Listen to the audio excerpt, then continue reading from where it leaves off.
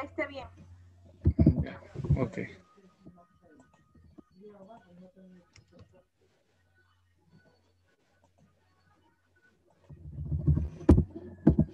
Ya está, Lizeth.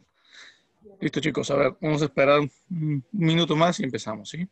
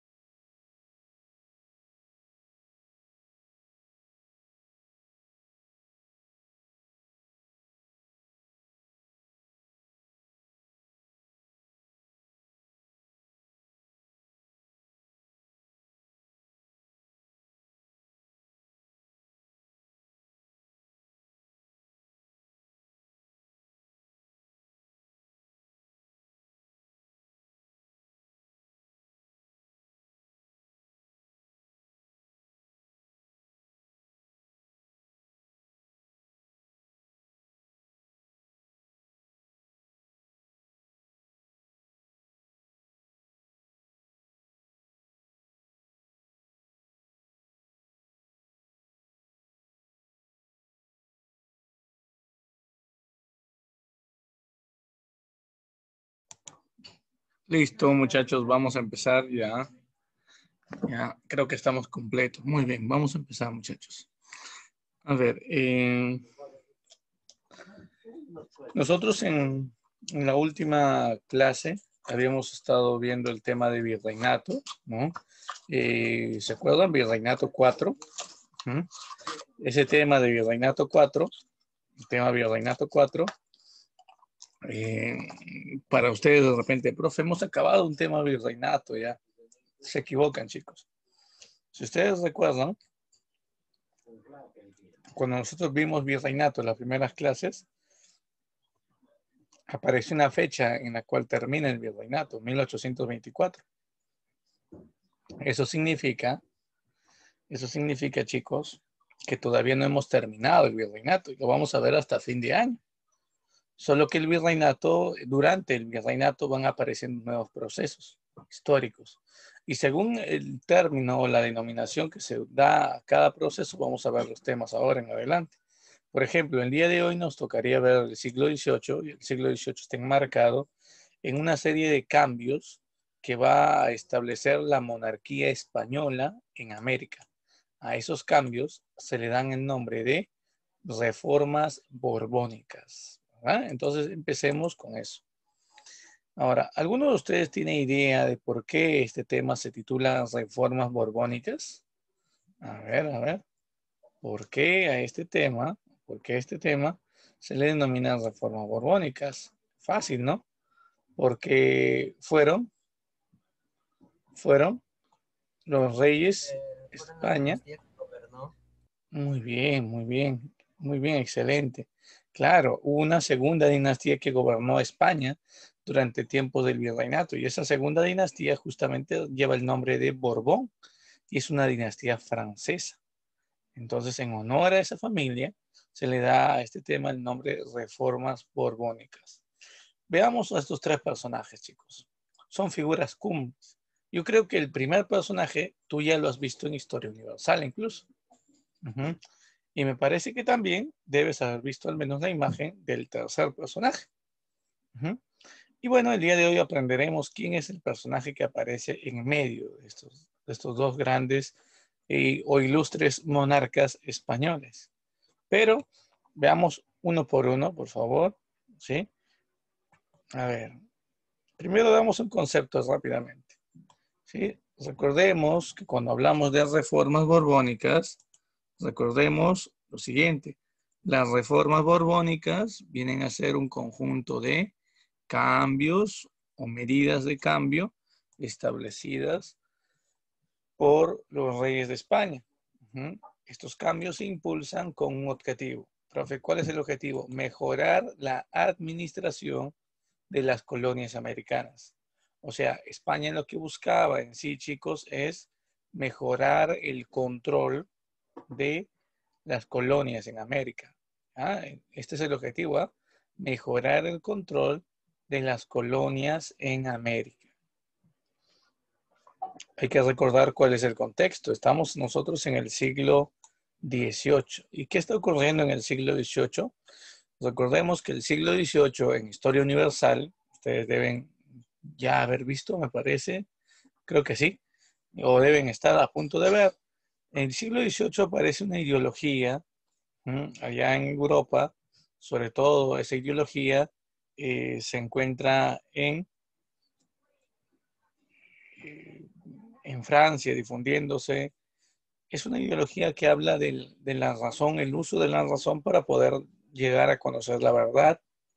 Habla además de un espíritu crítico a la sociedad y busca acabar con el antiguo régimen, es decir, acabar con las monarquías absolutistas que se han establecido en Europa. Esa ideología, esas nuevas ideas, se denominan como ideas ilustradas o ilustración. Entonces, eso tiene que ver bastante. ¿Ya? La ilustración va a ser difundida por grandes personajes. Ustedes deben recordar, por ejemplo, a Rousseau, Voltaire, Montesquieu, ¿verdad? Son los principales filósofos ilustrados.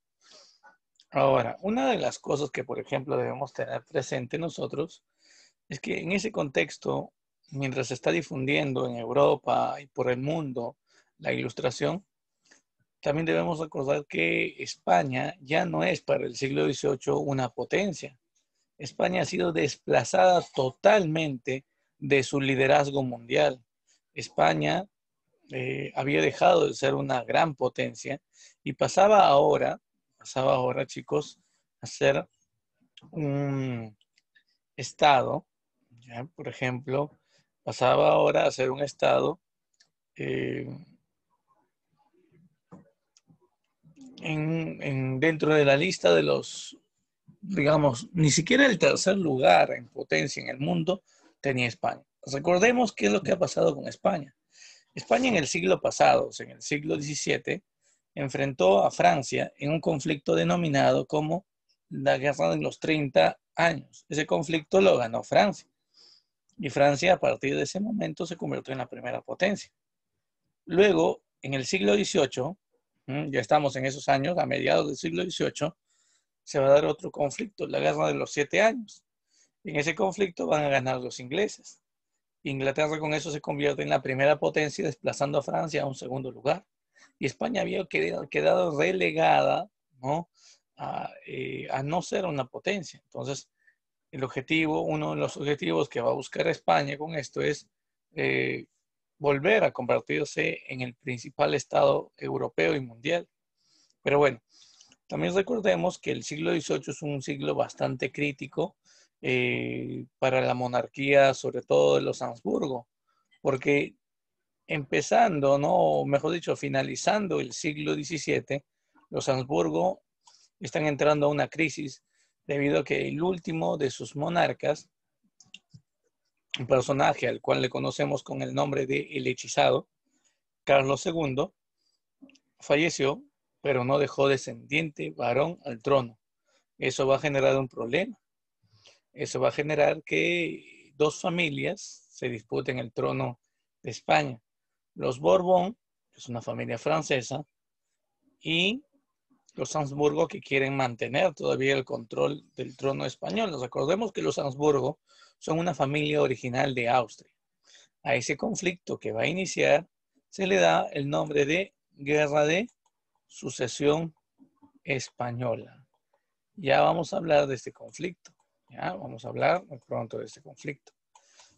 Ya, muy bien. Y obviamente hay un contexto, ya te he dicho, la ilustración se está difundiendo en el mundo y España va a recepcionar este tipo de ideas que van a generar grandes cambios, ¿no? Ahora, hay que señalar algo más, chicos. España tiene objetivos. España se encuentra en crisis. Hay una forma de que el gobierno español, hay una forma en la que el gobierno español pueda salir de la crisis, claro que sí, obteniendo mayores ingresos. Y la forma en que España podía obtener mayores ingresos es a través del cobro de mayores impuestos, ¿sí? Sobre todo a sus colonias. Y es por eso que eh, se va a tratar de impulsar estos cambios. Recordemos que en el contexto también hay muchos problemas, porque si bien es cierto, América, tanto el Virreinato del Perú como el Virreinato de Nueva España, siempre habían solventado los gastos de la monarquía española. Para el siglo XVIII las cosas van a ir cambiando, las cosas son difíciles para España. ¿Pero en qué sentido? Veamos, miren. Recordemos muchachos, que la principal mina de plata en América del Sur fue la mina de Potosí. Si Potosí se convirtió en la principal mina de plata, ¿ya? Si Potosí se convierte en la principal mina de plata, eso fue durante el siglo XVI, XVII, pero a inicios del siglo XVIII no ocurre lo mismo con Potosí. La mina de Potosí pierde producción, se reduce, disminuye la producción de plata, lo cual va a generar muchos problemas para el Estado español. España pierde la principal mina que le va generando riquezas. Pero fue una pregunta, ¿y por qué? ¿Por qué hay disminución en la producción de plata de la mina de Potosí? Porque la mano de obra que se empleaba, que por cierto eran indígenas, que recuerden ustedes desde la época del virrey Toledo, los indígenas son obligados a extraer minerales, ¿no? Bajo un sistema llamado MITA, ¿ya? Muchos de esos indígenas, debido al trabajo forzado, ¿no? En las minas, habían muerto. Claro, recordemos esto. Si para el tiempo del siglo XVI, tiempos donde se da el proceso de invasión española al imperio de los incas, la población de América muere en gran cantidad, sobre todo por las enfermedades, para el siglo XVII y inicios del XVIII, la población indígena también fallece en gran cantidad, pero debido al trabajo forzado en las minas. Entonces, al no haber indígenas cerca de la mina de Potosí, la mita no era efectiva porque no había suficiente mano de obra para poder lograr una extracción de plata masiva. Entonces, eso va a ser un problema para España, ¿no? Ahora España tiene que encargarse de conseguir nuevas personas, ¿no? O de solucionar la falta de mano de obra para la mina de Potosí. Ese es un problema. Por eso se aplican también reformas borbónicas, buscando como objetivo es reactivar la producción de minerales, sobre todo en América. ¿No? Por otro lado, chicos, otra fuente de ingreso abundante para España era el tributo indígena. El tributo indígena. Ustedes deben recordar un poco al menos de este impuesto. Todo indígena entre 25 y 50 años de edad está obligado a pagar este impuesto a la corona española, el tributo indígena. Pero recordemos que quienes pagaban este tributo indígena eran únicamente los indios de cédula. Profe, no entiendo. O sea, los indios que habían sido registrados desde su nacimiento en la cédula de la reducción. Por ejemplo, si tú naciste en la reducción A, al momento de nacer, tus padres debieron registrar tu nombre y tu nacimiento en un documento, en una cédula, así se llama, de la reducción donde tú vives, o sea, del pueblo de indígenas donde tú vives. ¿Ya? Y esta cédula era importante porque en base a la cédula, chicos, en base a la cédula, el corregidor y el cacique llamaban, por ejemplo, a los indígenas que iban a ir a mitar, llamaban a los indígenas que tenían que pagar el tributo indígena o que tenían que comprar los repartos mercantiles que el corregidor de forma abusiva vendía. Entonces, ¿qué es lo que hicieron los indígenas? Habilidad total. Miren, pongamos el ejemplo de un indígena que nació en la reducción A. ¿Qué pasa si ese indígena abandona el lugar donde nació, ¿sí? Abandona la reducción A y decide migrar ahora a vivir a la reducción B? En la reducción B también hay una cédula donde están inscritos todos aquellos que nacieron en esta reducción. Por lo tanto, son aquellos que tienen que pagar tributo indígena y tienen que ir a mitad. Pero como este indígena que acaba de llegar a la reducción B es un forastero, ¿no? Él ha nacido en la reducción A, su nombre no figura en la reducción B. Por lo tanto, cuando llamen a los indígenas a mitad, a él no lo van a llamar. Cuando llamen a los indígenas para que paguen el tributo indígena, a él tampoco lo van a llamar. Entonces, una forma de evadir tanto la mitad como el tributo indígena fue a través de las migraciones. Y eso no estaba prohibido por España. Así que al ser un vacío en la ley, los indígenas aprovechan esto y se inicia una gran ola migratoria de una reducción a otra para así evitar el pago del tributo indígena y evitar además, ¿sí?, ir a la mitad. Entonces, importante. España aplicará las reformas borbónicas buscando también solucionar este problema. Además, para el siglo XVIII todavía continuaba el problema del contrabando. Ustedes deben recordar qué cosa era el contrabando. Era la venta, ¿no?, de productos al Virreinato del Perú, productos sobre todo traídos o importados de España, pero que no habían pagado impuestos al momento de ingresar al Virreinato del Perú. O sea, esos impuestos, llamados impuestos o productos de contrabando, eran un problema. ¿Y quiénes permitían el ingreso de esos productos sin pago alguno de impuestos? Los criollos del Tribunal del Consulado. Así que ese va a ser un objetivo también de España aquí, tratar de acabar eh, con este contrabando que los criollos del Tribunal del Consulado están permitiendo. Ahora, si nosotros a eso le aumentamos, agregamos, chicos, si nosotros aumentamos a eso, por ejemplo, la idea siguiente de que España necesitaba dinero y como veía que sus colonias, tanto en México, porque también en México ocurren problemas muy similares, como no encuentra suficiente abastecimiento de recursos, dinero de sus colonias, lo que España impulsó fue la venta de cargos políticos en América. Comenzaron a subastar, por ejemplo, los cargos de oidores, o sea, jueces de las audiencias. Y en las subastas, quienes obviamente ofrecían una gran cantidad de dinero por estos cargos, eran los criollos. Eran los criollos, chicos. Los criollos ofrecían una gran suma de dinero por estos cargos. Y fue así, chicos. Y fue gracias a eso que quienes gobernarían ahora para el siglo XVIII América serían principalmente criollos. Se compraron cargos de oidores, ¿no?, en la Real Audiencia, en las audiencias del Virreinato, llegaron a ser, por ejemplo, alcaldes de varias ciudades, ¿no? Algunos criollos se convirtieron en corregidores también. El poder de los criollos aumentó y España trataría también de modificar este asunto, porque no es justo que sean los criollos ahora quienes controlen prácticamente la política de América. Pero no me digas que compraron también el cargo de virrey, no era necesario. El cargo de virrey se lo reservaron únicamente para los chapetones. Pero recordemos que si un virrey llegaba, los criollos, como yo te dije esto, los criollos, ¿qué es lo que hacían?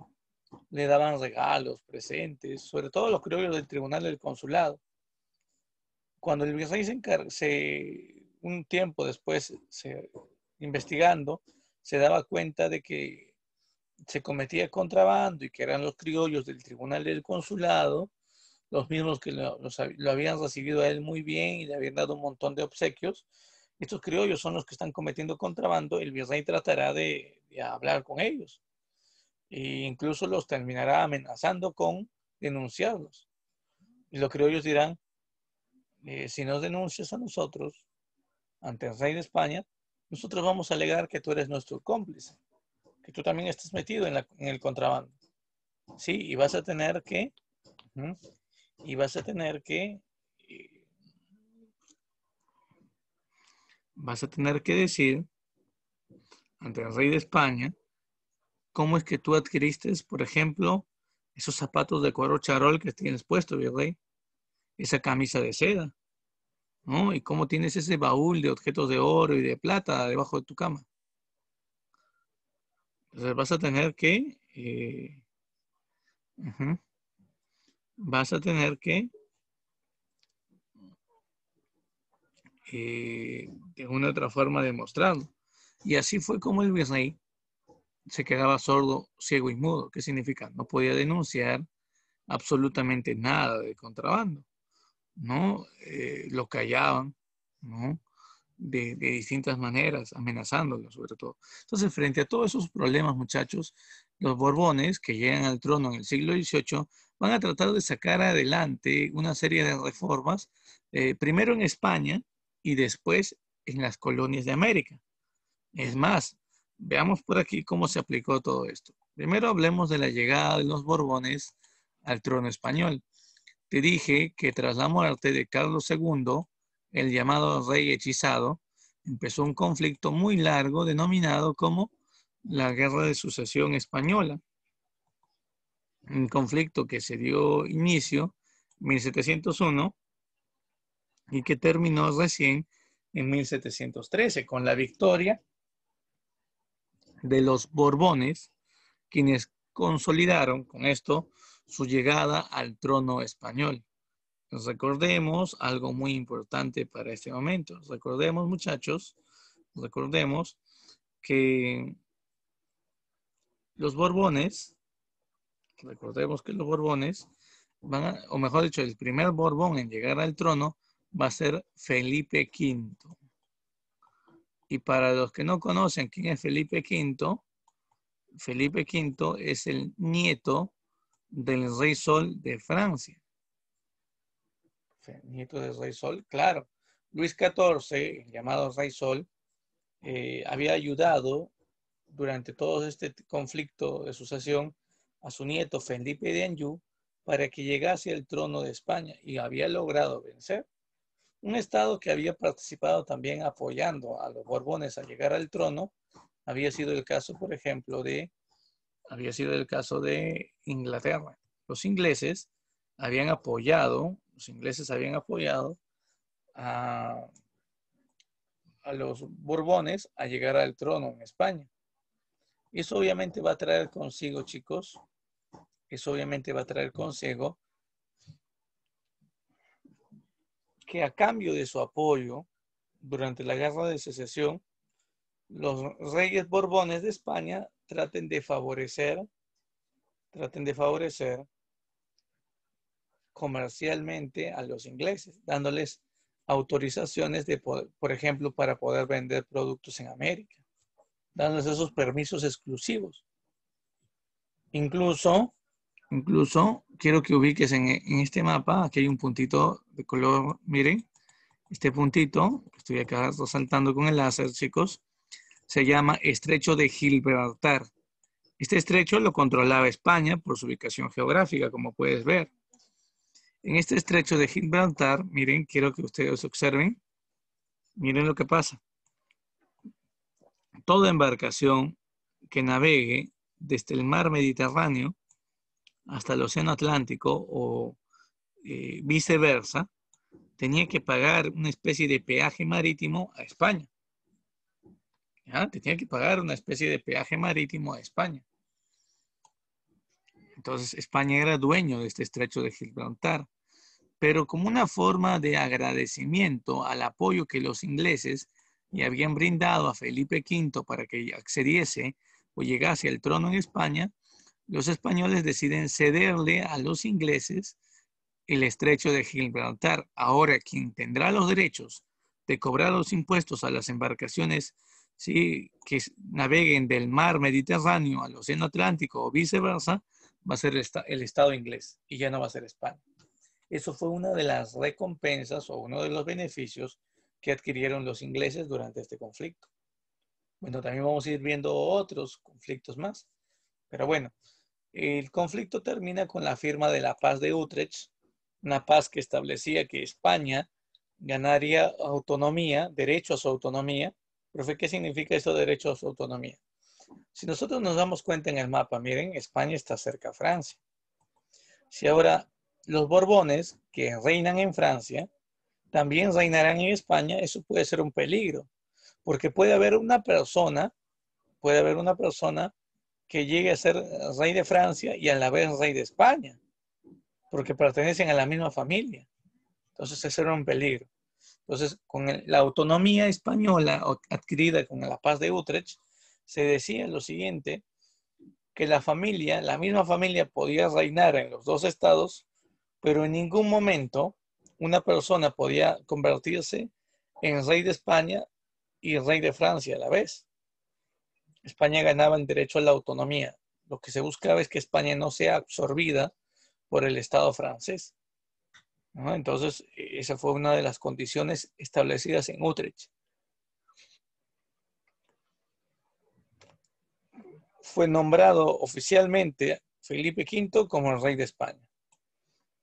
Los ingleses se quedaron con Gibraltar. Esos fueron los acuerdos que se establecieron aquí en la llamada Paz de Utrecht. Y ahora vamos a hablar de este personaje que aparece aquí en la imagen. El hombre que aparece aquí, chicos, en la imagen, viene a ser Carlos III. Carlos III, ¿quién es? A ver. Hemos mencionado a Felipe V, que fue el primer rey Borbón, ¿no? En España. Felipe V impulsó las primeras reformas borbónicas, pero únicamente en España. El sucesor de Felipe V fue Fernando VI. Él continuó con la aplicación de las reformas borbónicas también en España. Y el sucesor de Fernando VI fue este personaje, Carlos III. Es el tercer rey Borbón en España. Este personaje apodado el Ilustrado, va a impulsar las reformas borbónicas en América. Él es el que va a impulsar por primera vez reformas borbónicas para América. Obviamente que para esto se va a inspirar en la Ilustración. ¿Ya? Él se va a inspirar en la Ilustración. Ahora, las primeras reformas borbónicas en América son aplicadas en el Virreinato de Nueva España, o sea, en el Virreinato de México. Y es en este lugar donde aparece la figura, por ejemplo, de José Gálvez.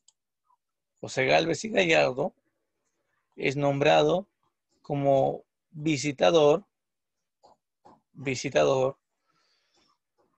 y él es el que va a aplicar reformas borbónicas en México.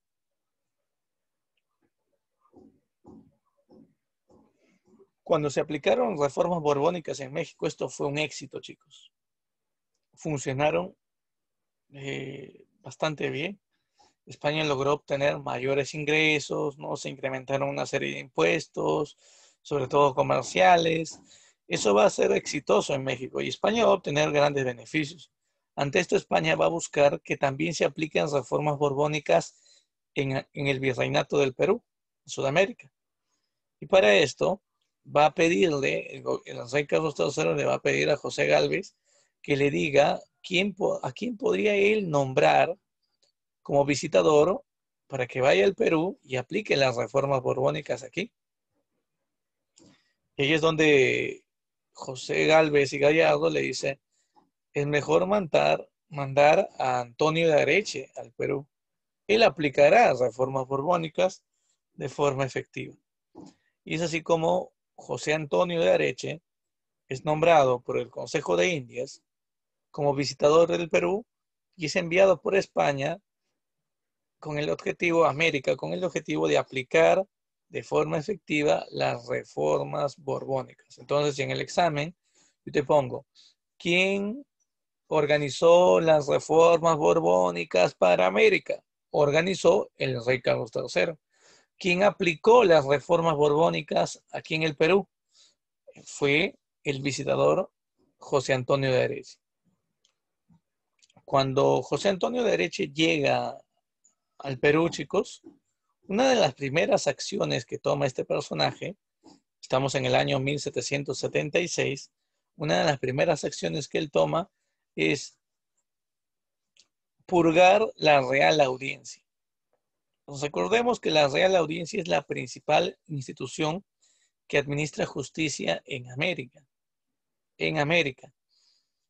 Y se dio cuenta de que de los 12 oidores o jueces de la Real Audiencia, 12, de los 12 que estaban ahí, 8 eran criollos. Profe, ¿por qué 8 eran criollos? Te explico, te explico. ¿Te acuerdas que te dije que habían comprado? Ok, Lizeth, ¿te acuerdas que te dije que habían comprado cargos de gobierno? ¿Se había subastado los cargos de gobierno? Pues déjame decirte que gracias a eso, ¿hmm?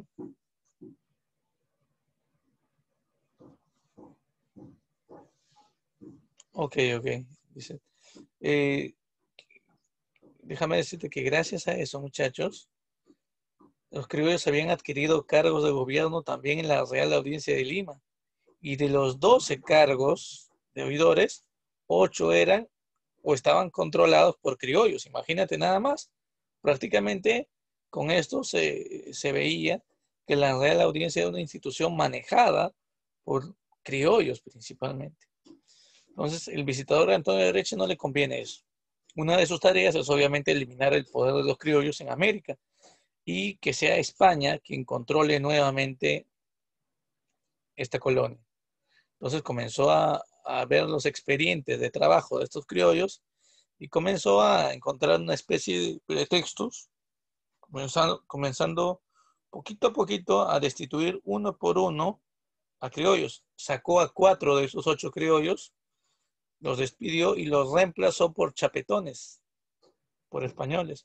Así, la Real Audiencia volvió a ser una institución controlada principalmente por españoles. Ahora, obviamente hay que decirte algo, ¿no? A ver, el virrey, como te dije, el virrey era cómplice de muchos de estos criollos. Obviamente obtenía también beneficios económicos gracias al apoyo que le daban los criollos de la Real Audiencia. Y ese era el caso de este virrey. Miren, Manuel Guirior. Manuel Guirior era un cómplice de los criollos de la Real Audiencia y cuando Areche los expulsa a estos 4 criollos, el virrey le dice, visitador ilustrísimo, ¿no? Creo que he cometido un error, eran buenos funcionarios, trabajaban bien para el Estado español y lo que hace el visitador es inmediatamente decirle, ¿sabes qué? Te quedas callado o también te destituyo a ti. Lo amenaza con destituirlo. Tengo poderes especiales brindados por el rey Carlos III de también destituirte a ti, si en caso es necesario. Y así lo convirtió por varias semanas, sobre todo, en un virrey de palo.